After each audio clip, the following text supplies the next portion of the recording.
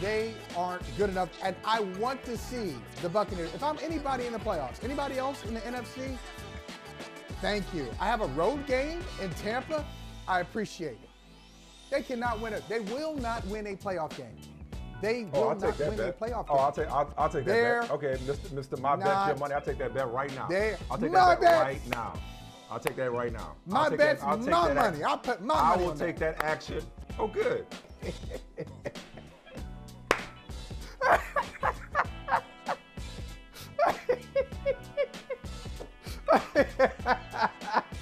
Hey, Mike. How you doing, Mike? When you write, you right, bro. When you write, you right. This was just a little stop. This was our appetizer. This was not a Super Bowl for the Dallas Cowboys. This was not, oh, I wonder if we can beat Tampa. There was an expectation. I knew. I'm not even a Cowboys fan. I knew they were going to beat Tampa. Not only beat Tampa, but handle Tampa. Purdy's a nice story. It's a nice story. It's a nice story, but he's about to be. A nice story? He's a nice story. What? He's about to be exposed. Okay. He's about to be exposed for what he is. He's about to be exposed for what he is. And that Cowboys, which is a baller? That's what he's about to be exposed as? I know we're all looking forward to this game. Cowboys, Niners, they had some great battles in the 80s and 90s. This game ain't going to be close. Old is new again. Are they going to be close? This game is... Oh, you're going the opposite direction. I'm going the opposite way. I'm going the opposite way. They're blowing out the 49ers? All right, welcome to Brother from Another. Vinny Goodwill is here. Vinny Goodwill is in the building, in the virtual building, at least. Good to see you, Vinny. How you doing? I'm doing well. I'm a little surprised that your Cowboys is going to blow out San Francisco take. Yesterday. Yeah. A little high on your own supply from Biggie's crack commandments. Oh, yeah. Which one is that number? What number is that I violated? What number did I violate? Is it that's number 5? It's number 5. It's number 5. Okay. Number 5. Okay. So I violated number 5. But the reason I violated number 5, Vinny, little kids, get into arguments, and then an adult, the adult in the room comes over and says, hey, what's going on here? And inevitably one kid says, well, he started it. She started it. So Michael Smith has forced me to behave this way because, look, when he got his Cincinnati Bengals, I was down on the Bengals last year. Y'all might have heard about that. I criticized them for drafting Jamar Chase over Penei Sewell. That didn't work out so well. That take aged very poorly, very quickly. All right, Jamar Chase, a baller, stud. Anyway, so Michael Smith, when the Bengals were going to the Super Bowl, my man brought out the Joe Burrow cigar. He had a hat. He lit the cigar. He didn't know what he was doing. Oh, you mean Music Soul Charles Smith? Is that what you mean? Is that with the fedora and the cigar? Exactly. That's where that birthed from? Your nonsense? And he borrowed, his wife was nice enough to let him borrow her sunglasses. So he put on his wife's sunglasses. Shout out Sarah Smith. Puts on Sarah's sunglasses, put on the fedora, and just kind of celebrating himself. So this was my payback. And now I'm going too far because now I'm all in on Dallas, even if it doesn't make the most sense as I sit back sober and think about it. I don't know. I don't know if they can go into San Francisco and not only win, but blow them out. But you know what, Vinny? I don't need a blowout. I just need a win. Give them a win, I'm right. Nobody will remember the fine print, small print. Oh, you said they were going to blow them out. They win by 3. If their kicker can actually make a field goal or an extra point to win the game, I'm happy with that. We can just, because I know you want to start with LeBron, and you're probably high off of the LeBron supply right now. So we'll just keep this short and sweet. Dallas ain't winning this weekend. And it ain't going to be close. Well, it's not. Wait a minute. LeBron's going to be there. Hold on a minute. Hold on a second. We can wait. Stand by, LeBron. We'll get to you in a second. We'll get to you. Hold on. Sit there. All right. What do you mean? What do you mean it's not going to be close? Why do you mean they can't win? Didn't you see the Dallas Cowboys on Monday Night Football. You and 31 million of your neighbors. You see those ratings for that game? Unbelievable. So 31 million people watched it. Cowboys beat them down. It was 31-14, not even that close. Tom Brady, the greatest of them all, was treating the ball like it was an explosive in his hand. Get it out of here. I don't want to touch it. I don't want to get hit. Don't touch me. Here, take the ball. I'm going to skip it at somebody's feet. Beat them down. Great defense. Great team. They can put it on you in a hurry now. The Cowboys, that's not the first time they've done that to somebody. They've gone into other people's gyms. They've gone into other gymnasiums and blown out good teams. They're going to do the same thing in Santa Clara, California. They ain't even San Francisco. You're in Santa Clara. You're going to take a beat down out in the suburbs. So why don't you think the Cowboys have a chance of beating the San Francisco 49ers, who have a rookie 7th-round pick as their starting quarterback in a divisional playoff game? Tell me, that rookie ain't Betty, because that rookie ain't Betty White back there. That rookie ain't B. Arthur back there. I don't care how great Tom Brady was. He looked every bit of his number flipped around. He was 45 and looked 54, right? That's how he looked like he had no business or no want to out there. I have zero idea of how good Brock Purdy is, right? No idea at all. I know how good Deebo Samuel is, right? Right? I know how good Joey. I know how good. Oh, I love Deebo. I know how good that San Francisco defense is, right? Don't use Deebo against me. I love Deebo. I will not say a cross word about Deebo. I love Deebo. Love to see Deebo run the football. Yeah. So, but okay. I just think San Francisco is honestly that much better than everybody in the NFC. Wow. Okay. I do. That's just me. It's no shade to Dallas, but let's be honest. They played a sub-500 team. The only reason anybody was giving Tampa Bay any level of a chance is because people wanted to believe in the Tom Brady magic, and we hadn't seen that magic all year. You know what type of magic we have seen all year? The San Francisco treat, right? That's what we've seen. I agree with you on the Brady. Don't get me wrong. Yeah. And San Francisco didn't look that impressive against Seattle. They looked good enough to win, right? They looked really good. They looked like the San Francisco team that we've seen for the better part of this season. But I think we saw Dallas's best game in all likelihood. Even with the kicking, I don't think they can take their game, to another level. And I think San Francisco is really good defensively at getting you to do things that you don't want to do. Yeah, they will take away that first option. That's right. That's right. And we know what happens with our buddy at all Dak. 3 levels, We know what happens with our buddy Dak. When Dak feels a little uncomfortable, feels a little pressure, he makes the wrong reads. He has the highest interception rate, if I believe so, in the NFL this season. It was like a 3.8 or something like that, which, I'm not an advanced stats geek in that way, but that's pretty damn high.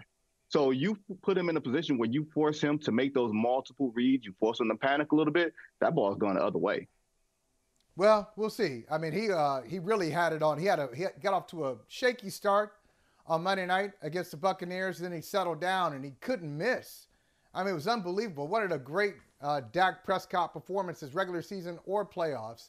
And I'll say this about San Francisco. You're right in their defense. They got all pros or like game wreckers at all 3 levels, all pro safety. Fred Warner at linebacker is tremendous. I love watching him play. And then Bosa. If your last name is Bosa, I wonder if there's a Bosa out there who can't rush the passer. Is there a Bosa who's like, you know what? Mom, Dad, I don't want to do that. I feel like you're limiting my ability. I want to be a wide receiver. No, a Bosa is, if you're a Bosa, you must rush the passer, and they do it That might be very well. That might be the only way that y'all could ever beat Michigan again. Hey, look, I ain't got to worry about Michigan. We'll get to Michigan later. Because that corrupt program, who knows? I can't wait for the story to come out. They probably cheated. They probably cheated at Ohio Stadium. That's how you won. That's how you won the last 2 years. You cheated. Cheaters. Jim Harbaugh talking about, I love you, Blue, and all that stuff. Then you got your offensive coordinator. How much does it burn? How much does it burn? I'm just Tell me how much it burns Michael Holley. Hey, tell me how much it burns. I love Harbaugh saying, I love Michigan. I'll look around. I'll take a phone call from Carolina, take a phone call from Minnesota, but love the blue. And then, by the way, we hear that, the NCAA investigators are sniffing around Ann Arbor, Michigan, and perhaps there may be some violations. No, not maybe. There were some violations. So I ain't worried about a corrupt program. You had your height. You reached your height. Good for you. You had 2 wins over Ohio State, 2 in the last 20 years. Good for you. Anyway, I'll say with San Francisco. Is the pot called in the kettle funky over there? Speaking of dogs, yes. Is that the pot called in the kettle? Yes, we cheat better though. But we cheat better. Okay. We cheat better. Right. Know how to cheat. Okay. Know how to cheat and recover. That Jim Harbaugh is so basic, you don't even know how to cheat. Come on. You call yourself a big-time program? Everybody does it, but they do it better than you do. Anyway, look, San Francisco, good opponent. Great defensive coordinator in DeMeco Ryans, too. I got a lot of respect for him, but I think the quarterback is finally go feel that pressure. He's going to throw him a couple of picks, and the Cowboys will win this game and go to the NFC Championship game. I can't wait. Now, let me ask you this real quick. Since we told LeBron's in the waiting room, so let's bring him in. I'm going to tell you a story. It's not quite story time with Vinny, but just an abbreviated version. I have a writerly friend of mine, who doesn't usually waste his time in what they used to call, about us, they used to call our department the toy department. Oh, they're over there talking about sports and, the sport ball over there. They're over there doing their things. So he's one of these scholarly, very serious authors. Yes. Yeah, very serious authors. So he asked me one day, he said, all right, so who's the best player in NBA history? I said, here we go. I know where this is going. You trying to be provocative? Are you trying to get me into some MJ versus LeBron debate? I just don't have the tolerance for it. I don't feel like doing it. I said, okay, Michael Jordan. Okay, I'll play along. He goes, no, it's LeBron James. And he wasn't even trying to argue. His point was, and I thought about him a couple of days ago, and that's why I put it in the feed. His point was, you're so used to LeBron. You've been used to LeBron since he was in high school. And he has had that crown. The crown, he was crowned as a 15 or 16-year-old as the next one. As many people have been. Oh, this is the next winner, the next Jordan, the next Kareem, the next Magic. We got a picture of all of those guys who were next. It was, Ice Reynolds. It was Harold Miner. Like all these guys are going to be the next this and next that. He's been wearing a crown, my scholarly friend said, since he was 15 or 16 years old.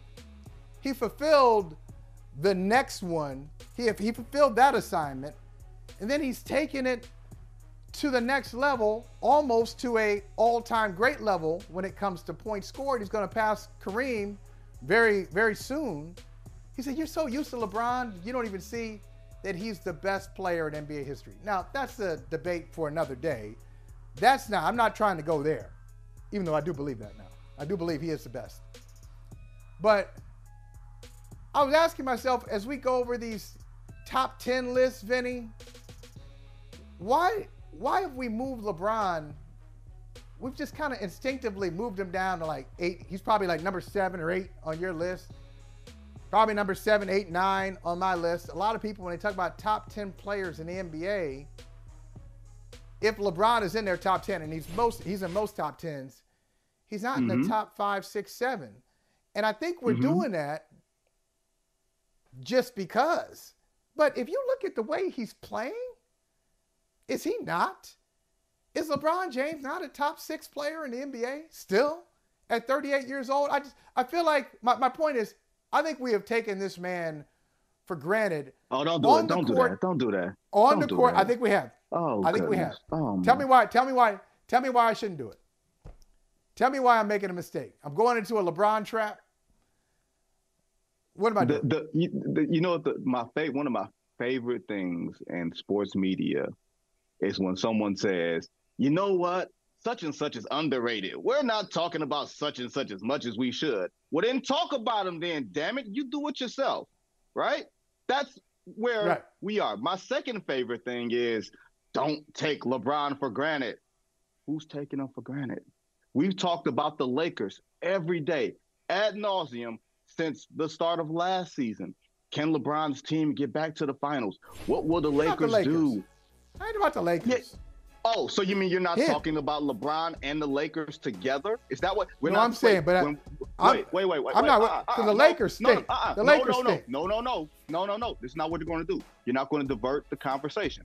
When we talk about the Lakers, we talk about the Lakers in the vein of LeBron's greatness deserves the franchise to do right by him.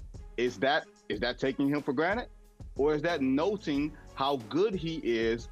Which with the caveat of at his age, you know what I mean? At 37, at 38. Well, wait a minute.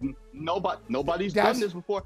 How is that you're doing that for granted? But you're doing. How is that taken for granted? But you're saying at his age, as if that's not a headline all by itself. I've never seen, and you haven't either. Mm-hmm. I've never seen a 38-year-old elite NBA player. I've never seen it. I've never seen it before until now.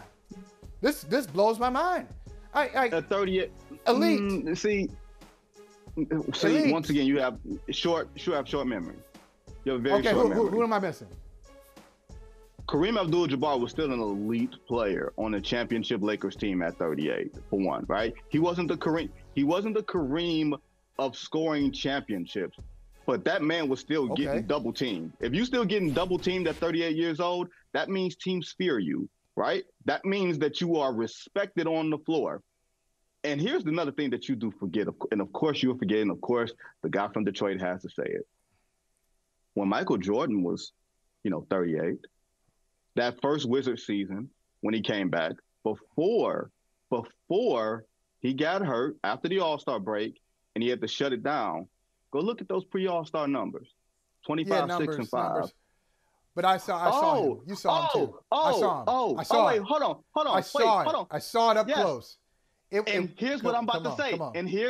And you walked right into the trap. Yeah, he wasn't a top 10 player in the league. Wait. Neither guy was a top 10 player at 38. No, neither guy was a top 10 player at 38 years old. I drew or top 20. You in. I drew you. Okay. He was a top 20. Okay, come on. He was top 20. Relax. All right, maybe. I drew you into the trap. The trap is. Let's go. Look at the numbers across the board in the NBA. Look at teams putting up 150 points. Very, very, very easy. It is so easy to score right now in the NBA so that when you look at individual numbers, it'll say, man, he's averaging 28, 29 a night. You got 5 or 6 guys averaging 30. You've got 40 players averaging 20 points a night. So you can easily try to contextualize what any player is doing and try to put it up against history and say, man, he's playing better than we thought. No, it's easier to score. It's easier to manipulate the game. If LeBron was as good as he was, then the Lakers would not be barely treading 500 in a Western Conference that's not very good. No. Because LeBron at his height, LeBron at his height could take himself and the trash from Sanford and Son and Lamont's Garage and carry you to the NBA Finals. On a night basis, on a given night, LeBron can be the best player in the world. Before now, because he's playing with trash right now. But before now, when's the last time LeBron played with trash? I mean, you may have to go back to the early Cleveland Part 1. And then, in retrospect, some of those dudes weren't as bad as we thought they were. But you got to go back to the Zydrunas Ilgauskas days, to the grown man named Boobie Gibson at point guard or two guard days. Donyell Marshall. And those guys, Eric Snow, all right. They're all right. LeBron hadn't played with trash in a long, long time. But the other thing is, I will say this. That team that he carried to the finals in 2018 with Cleveland after Kyrie got traded, and, that roster wasn't very good. That Eastern Conference wasn't very good. They got swept by Golden State.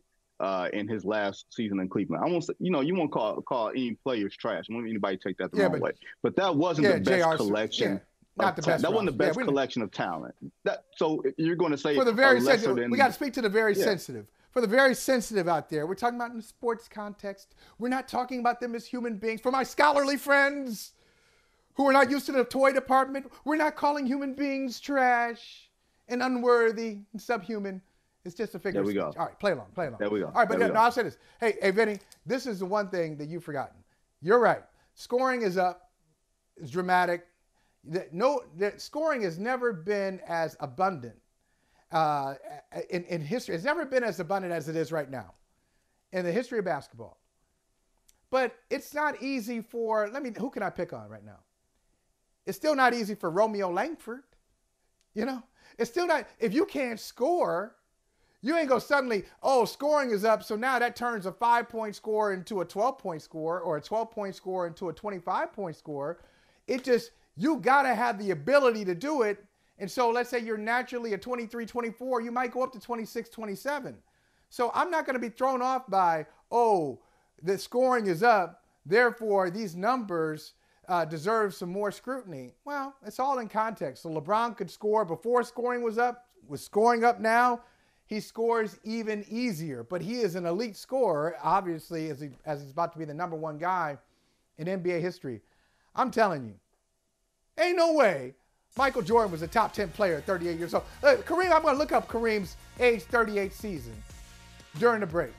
I'm guessing off the top of my head, he probably averaged 14 points. I bet he averaged 14 points. I think he averaged 17 in 87. I think that was his age 37 season. I still think he averaged 17 on a 67-win Laker team. LeBron is not going to be as great as LeBron you think he is. He's not the best player on the championship team. Not this LeBron. Can I tell you not this year. Can I tell you this?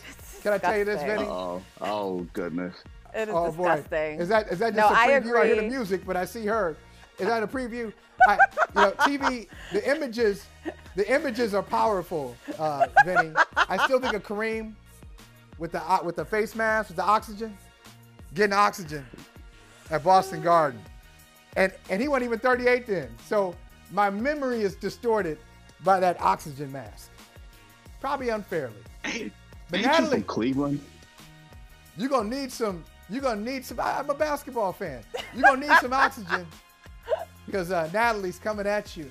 No, I agree with Vinny. You better get ready. Get ready.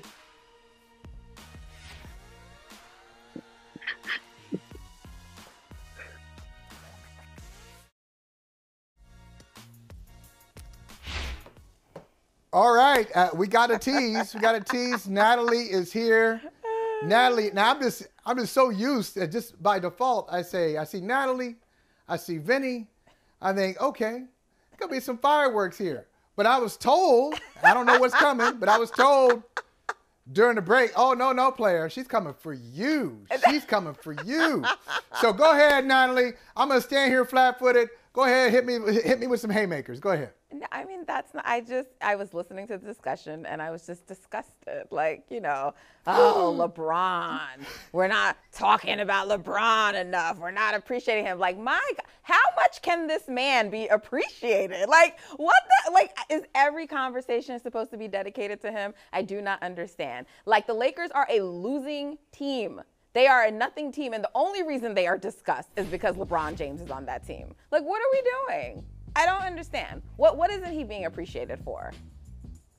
His level of play, his consistency. Then why do I hear about it every day? His status as the face of the NBA. Can you imagine? He's not the face of the NBA. He's a co-face of the NBA. Yes, I said that. Who's the face? No, okay. LeBron. This is where we part. That's fine. LeBron is still the face that most people associate with the NBA. Not in terms of winning or who's best. I disagree with that. Completely different. His teams don't get the most rated games. They don't generate the most revenue. When you go to the NBA social channels, his plays are not the most viewed. It is just not true. They are co-faces. They've been co-faces for a very long time. Who's they? Him and Steph. Go ahead. It was like a Magic Bird type of thing. No, but it's like the metrics support that. This insistence to keep saying that he is, it's like, no, they're co-faces. I'm not saying he's not a face, but he's not the face. He's not even the most popular anymore. Like, there's different metrics you can look at, but what I'm just saying is they're clearly co-faces. And like, he's recognized. He's recognized. I think when we use these new age social media metrics, I don't think that necessarily corresponds. That's maybe how we do it. It's not just social media metrics, endorsements. I'm just talking about what you just said. I think the NBA, when LeBron retires, they will be searching for a face, and Steph Curry will still be playing, right?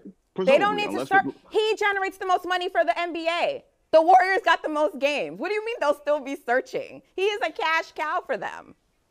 What do you mean endorsements? Steph's endorsements rival LeBron's? Yes. He's like right under him, but yeah, they're comparable. Oh. Yes. I'm not saying that Bron isn't ahead. What I'm saying is this idea that he's just like the clear and he's the face and he's who most people think of. That's just not true. That's why they were like, it's just not the truth. And that's what I'm saying. Like, there's like this assumption that it is. And I'm just saying, like, for the data has shown for years that like they should be leaning into certain other players. Whether or not they want to like do it or not is not my question, but like the fans, the audience tell you who they think of, who's the face. In fact, other players like beyond Steph. You said other players, plural. So we have. We already know how you feel about Steph. Who are the other ones? No, I think they are the two faces, and I don't think like when I hear all these conversations like Luka's taking over and this person's coming, I'm like, not yet. They haven't won anything. They haven't done anything. I would think a player to watch is someone like Ja. He is someone who. Because I don't think the face is always just about like being the very best player in the NBA. There's other things, right? There's like charisma, all these kinds of things. Like when you think of like when Magic was a face, right? Like they're charming, they're likable. There's something about them is what I'm saying. So there could be a number of people. But Ja is like one of those people, like he's on the come up. I don't know if he will be, but he's another one where you see like the fans are just very, very, very into him. That's what I'm saying. And so okay, I get it, Natalie. I get it. This is a more nuanced conversation than an emotional one.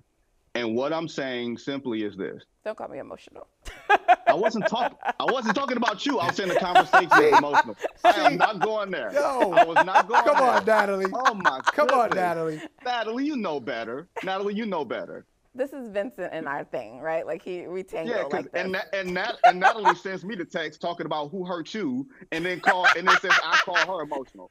Now, to the point, because I'm gonna have to bring the temperature down. Okay. And it's a much more nuanced conversation.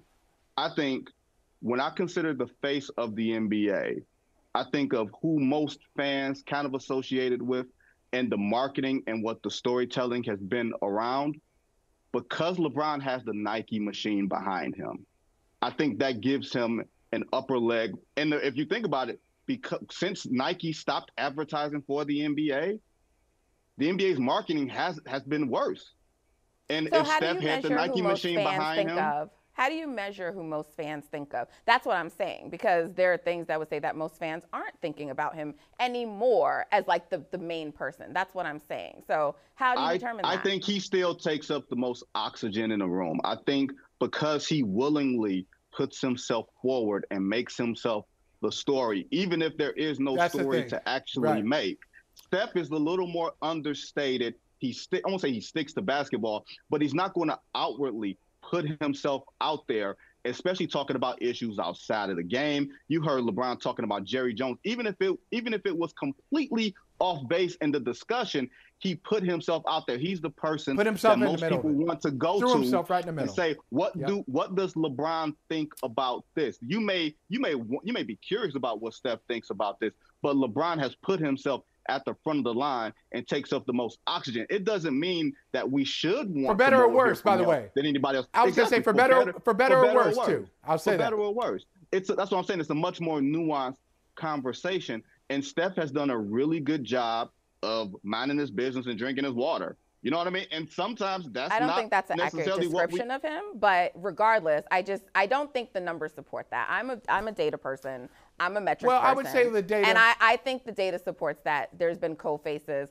of the league. Like if one of them isn't in the finals, the ratings are down. Like, how are you the face of the NBA and the NBA doesn't want to even give you like the most TV games? You're not like do you know the Warriors? Your team's not good. Do you know the Warriors? Because your team sucks. No, because the Warriors have That's surpassed. Why. The Warriors have because the Lakers still have a lot of games. They actually have I think the second most or something. Even though their team sucks. I would say still too many. And you know what? The Warriors have surpassed the Lakers in value. Do you know what it takes to do that? That's a huge thing. What you know that has to do I'm with not surprised. Your but the building, fact, right? But hold on, your, fact. Yeah, I was gonna say you build the fact compared to you're in the Bay Area, you're in San Francisco. But they were already like they were already up there. They were already on the top. Hold on.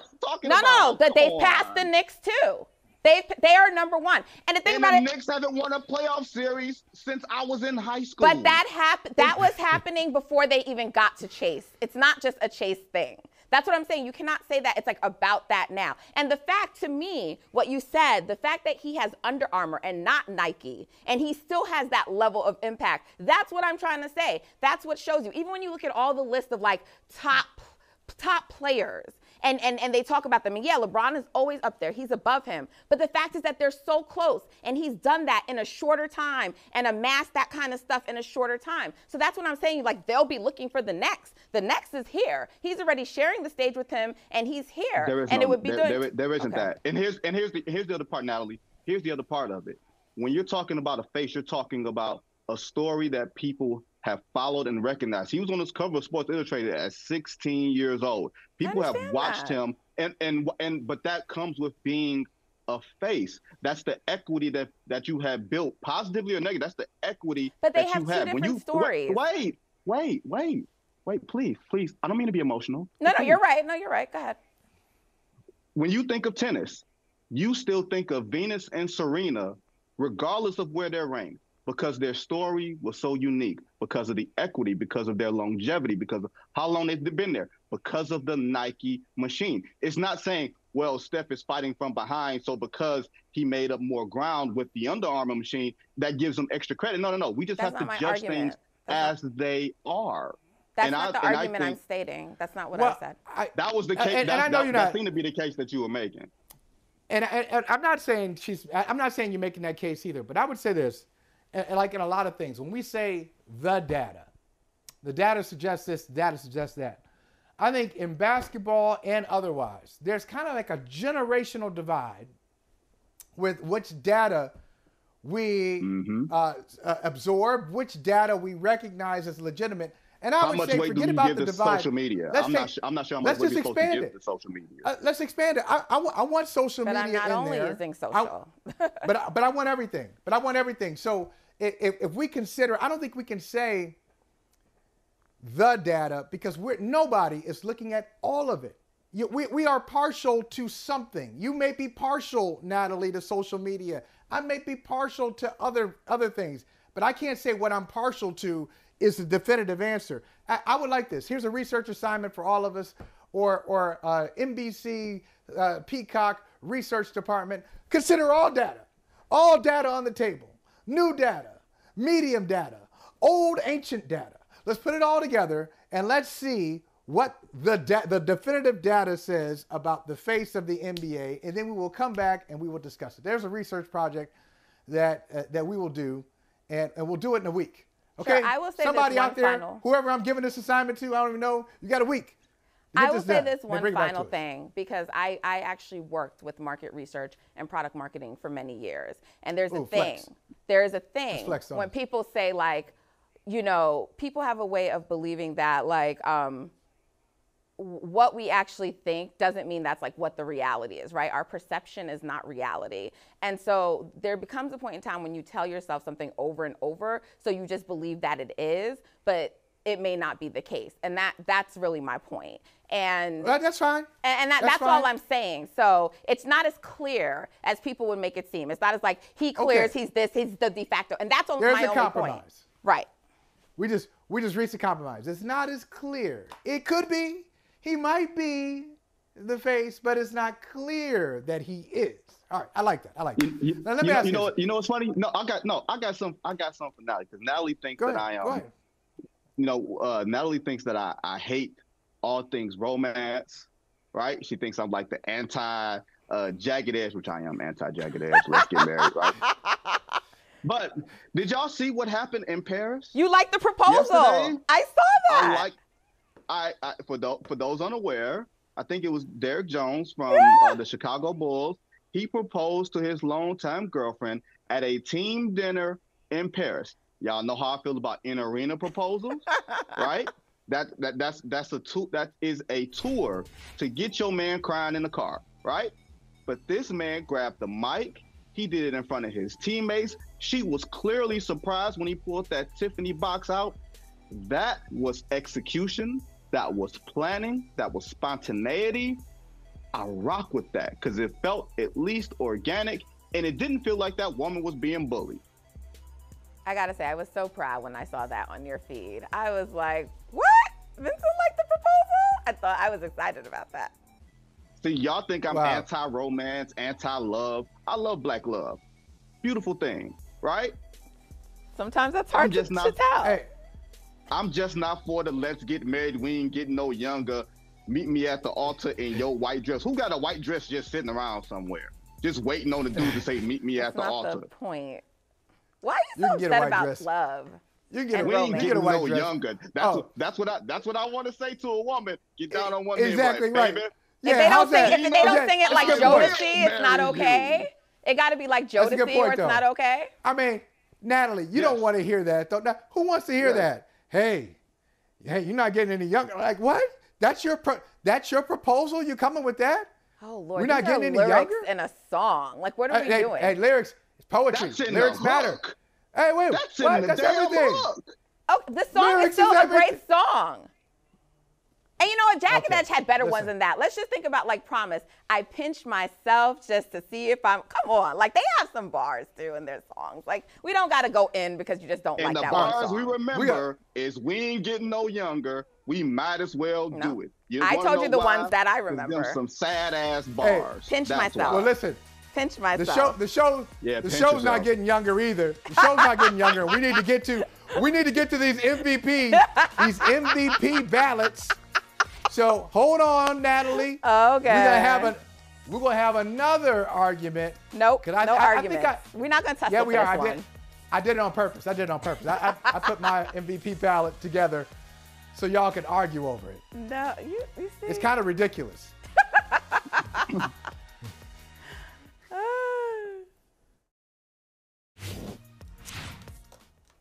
All right. Y'all want to fight? No. I'm a lover, not a fighter. I kind of. Hey, you know what? Believe it or not, Michael Holley, in relationships, I'm not a fighter either. I'm not a sometimes or anything else. Sometimes you just gotta mix it up. You gotta be a little unpredictable, and I know. So Gary Carter said to me earlier, hey, let's talk about. I want to get this MVP conversation going. NBA MVPs. He said, why don't you guys all put your ballots out or your top 5, and then we can discuss this. And I said, okay, fine, because I want to tell you right up front, I have an agenda. When it comes to MVP conversations. It has been, I've developed it the last 5 years. And so, I'm surprised. Whoa. I'm shocked. Both of you have Jason Tatum, number 1. Natalie, the data does not support Jason Tatum. Absolutely does. As the MVP. It does Absolutely not. Does. Which data? Does not. Does not. It does. Anyway, so Natalie's got Tatum, Jokic, Embiid, who I'll never put on my MVP ballot. I just won't. Giannis, Luka, 5th. I got Dame, y'all. No Curry. No, I've got Curry. I'm the only one who's got Steph on there. I'm going to address that because Gary limited us to top 5. And what I told him. He should be 4 or 5 for one of y'all. He should be 4 or 5. the Golden State Warriors with their 500 selves, 500 winning percentage, wouldn't even be there without Steph. Here's the thing. Are you kidding me? First of all, if Kevin Durant hadn't gotten hurt, he would be second on my list. So I want to make that clear. Sure. He'd be number 2. Yeah, he should be in there. And my caveat to this list really is that I think both Katie and Steph have the ability to reemerge in the conversation for the second half of the season. So Tatum right now is my front runner, and there's no one ahead of him for me. So kind of everyone else doesn't matter, but those are my thoughts on the race. Vinny, why do you? I mean, not to speak for Natalie. I want Natalie to give her explanation, but I'm gonna start with you, and then Natalie can give hers. Why do you both have Tatum over Jokic? Because Gary literally bullied me into making a ballot, pretty much, because I wasn't ready to make a ballot at all. So that's why Gary Carter, our producer, I was not ready to make a ballot at all. This is Gary Carter's fault. Here is my dilemma. Last year, I didn't vote for Jokic for MVP because I didn't think his team was a team of consequence, right? And this year, his team is at the top of the Western Conference. He's having an excellent year. He's had #1 in win shares, which is the greatest indicator of MVP. Even if you don't even know how to calculate it, he's #1 in win shares. The thing that kind of sticks out to me, and it won't be a deciding vote, but it does stick out in a way, is winning 3 straight MVPs because only Larry Bird, because only Wilt Chamberlain did that. Now, it's not his fault because I didn't vote for him last year. I would have zero problem giving him my vote this season if it were that clear. I don't know if it's necessarily that clear right now. I do think that Tatum, because of how he fares defensively, because he can guard a number of different positions, because he cannot take possessions off on that end of the floor, and because honestly the Celtics are the best team in basketball consistently, despite all the things that they've gone through, he gets a little bit of a nod over the statistical edge of a Nikola Jokic. What do you think, Natalie? Why Tatum over Jokic? Oh, I agree with everything Vincent said, and I'd also say it's not like, I mean, Jason Tatum. Sorry, Vinny. I'm sorry, Vinny. I forget him. You just keep calling him the government name. Because I'm formal. I like to call people what, they were named. But I'm sorry, you're right, Vinny. Jason Tatum is having an incredible season, too. I understand that everyone's wowed by Jokic, but I'm he's not having a pedestrian season. It's the way people talk about him. The other day on MLK, what did he put up? 51 points, right? Right now, they're playing without their second best player. I think there's a thing with Tatum, and this is something, it's a theory I have. I don't have a way to validate it. But I think I think when people think of the MVP, they also think you have to be one of those players who are in the conversation for best player. And I think because we don't think he's the best player in that conversation, he's probably still a tier below these guys. It's people kind of I don't know, I don't want to give him MVP. But his team has the best record in the NBA. He's been leading the team. He's having a great season. He's averaging 31. He plays both sides of the court. To me, he has a clear-cut case, for MVP. And I don't see why it's that complicated. But I really feel strongly, too, about the point that Vinny made when he talked about the 3 MVPs. I had this conversation off air before with Gary, and he's it's a regular season award. I said there have been very few players ever in NBA history to get 3 in a row. And by the way, they also have championships, right? To me, I have a problem giving a player a 3rd MVP who hasn't even reached the NBA Finals yet. At some point, there have to be expectations. That's me. I don't. I do. That's tough. And you know why? Because this goes to my agenda. That's why I put in the feed, I said the appetizer. Because I think it's all BS.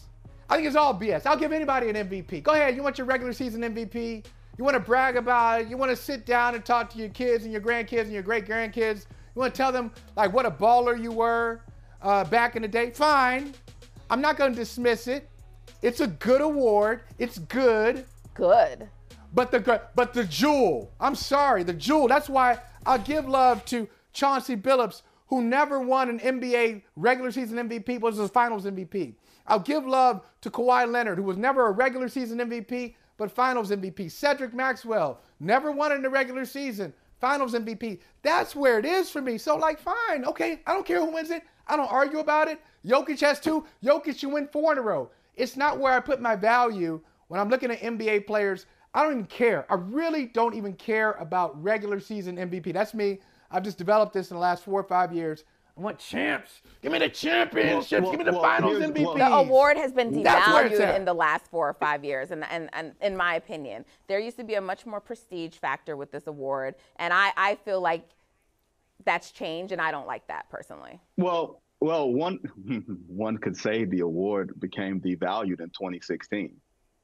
How? One could also say how? Because it was not capped off by a championship. Now, but that's not what made it prestigious. Wait. He got to the finals. That's not what made it prestigious. I was messing with you. I love you, Vinny. He's the last MVP to get to the finals. Natalie, I was messing with you. No, the award became devalued. Russell Westbrook. I know. The award became devalued when Russell Westbrook won it for a team that went nowhere because we were seduced by the number 10. Now, like I said before, I can be seduced by Kelly Rowland. I can be seduced by a number of women. I ain't going to be seduced by no damn round number 10. And I have an MVP vote. I've had one for the better part of 13 years. It's something I take really, really seriously. And for me, there are a few just general tenets that I have. Your team has to be a team of consequence.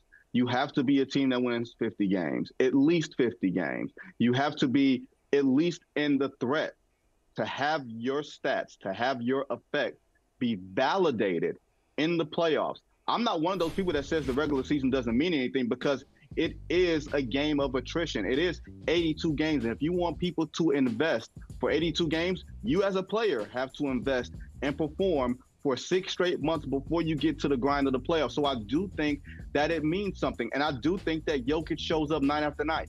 I don't believe that an MVP is like a WWF championship belt, where if you start off with it for 2 straight years, that you have to have someone take it from you also.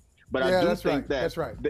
I do think that there is a level of historical precedence. Not that you necessarily have to follow and say, well, nobody else won 3 MVPs, so this guy can't do it. It just means that the standard is going to be a little bit higher. Now, had we as a basketball community awarded Giannis Antetokounmpo with the MVP last year, nobody would be saying boo about giving Jokic the MVP now, which speaks to the flaw in the award and the beauty of the award at the same time. Amen. Now, can I criticize us all 3 of us? Hey, Gary, put those ballots up again, because I'm going to make sure I got this right. I'm going to look at 15 names, and some of the names overlap, but, put them up, all 3. And as I look at these 15 on the list, I'll tell you what I don't see. Okay, it's not up there. But I know what you're going to say. Okay, go ahead and say it for me. Go ahead and say it. Why don't we have a representative? Because you mentioned them already, Natalie. I don't see Ja on the list. I don't see a Memphis Grizzly represented, and they are right behind Denver, a half game behind Denver in the West. As a matter of fact, Natalie, Ja says he ain't worried about anybody out West. Not worried about Golden State. Not worried about Denver. They worried about Boston. Can't even beat Golden State on Christmas Day when they miss some players. They got a higher calling. So, but why haven't we put a Grizzly in the MVP conversation? Me personally, I don't think Ja is actually, he's having an amazing season, but I just don't consider him yet at that. There's some things he needs to do to me with his game a little bit to really cross over to that MVP level tier to me. That's for me. But everyone has different opinions, so that's for me. And honestly, there's some people who wouldn't be on my list now if players weren't hurt, right? So this is not my definitive list. This is my list based on who's available and who's playing right now. If Kevin Durant was here, Luka would come off my list. So, and that for some people would be controversial, but Vinny, I see you making some faces. I saw Memphis play the other night, and even though it was the ship be sinking Phoenix Suns, right? I saw Memphis play in Memphis, and that ship be sinking, right? But there's something about watching a team grow up. And I feel like because Memphis had that clown car series against Minnesota in the first round last year, and then they had the series against Golden State where, cheat the game or whatever, whatever that stuff was, we tend to think of them as being young and immature, which they very well might have been last year. And when you have Dillon Brooks on the team, that's a whole lot of variance. But teams do grow up in a year. A team can get old in a year. A team can grow up in a year. What if Memphis is ready? That's a broader conversation rather than the MVP. We'll find out this postseason. What if Memphis actually is ready and we'll find out. Full grown? But I'm telling you, they're not even making it to the Western Conference Finals, folks. They're not even making it there. Ooh. And where's Golden State gonna be? Oh, Golden State's going to the finals. I knew it. Okay. They go to the finals. It's going to be great when they do, because I'm going to go back and laugh at all the hysteria over them this season. Make sure you clip this, Gary. Clip this and save it. Clip it. Save it. I like receipts. Keep it clean. I like receipts. Yeah, there it is. So just for the record, Golden State's going where? To the finals. It's a rematch.